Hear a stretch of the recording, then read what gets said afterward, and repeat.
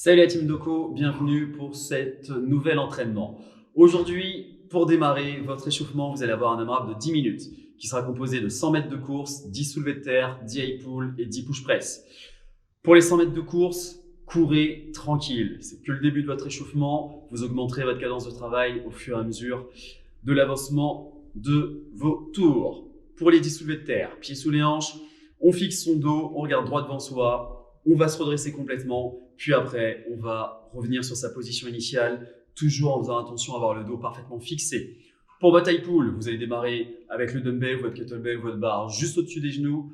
On fléchit très légèrement les jambes, on regarde droit devant soi, on fixe son dos, on va pousser fort, essayer d'avoir une belle extension au niveau des hanches et on va lever le coude le plus haut possible. Et pour vos push press, toujours pieds sous les hanches, on fait une petite flexion avec l'objet sur l'épaule, on pousse fort dans les jambes et on va venir amener son dumbbell, son kettlebell ou sa barre au-dessus de la tête. Pour votre WOD du jour, vous allez faire 4 tours de 300 mètres de course et 20 dumbbell snatch alternés.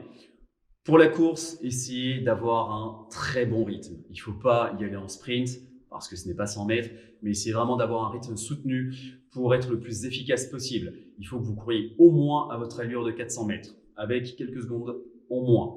Puis, sur vos snatchs, votre dumbbell démarrera au milieu de vos jambes, les genoux légèrement pliés, on fixe bien le dos, on regarde droit devant soi.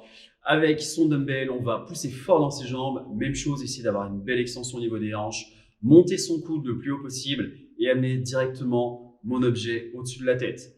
Et lorsque je redescends, soit vous faites une transition au niveau des yeux dans l'autre main, ou soit tout simplement vous déposez votre objet au sol pour faire un changement de bras, ce qui sera peut-être le plus efficace si vous n'êtes pas habitué sur votre mouvement. Votre objectif du jour, au-delà de faire votre WOD le plus rapidement possible, forcément, ça va être d'être le plus constant possible sur vos 300 mètres de course. Ne faites pas le premier 300 mètres en, je ne sais pas, 1 minute 30 et le deuxième et le troisième en 3 minutes. Ça a peu de sens. Donc, soyez lucide par rapport à vos capacités sur la course.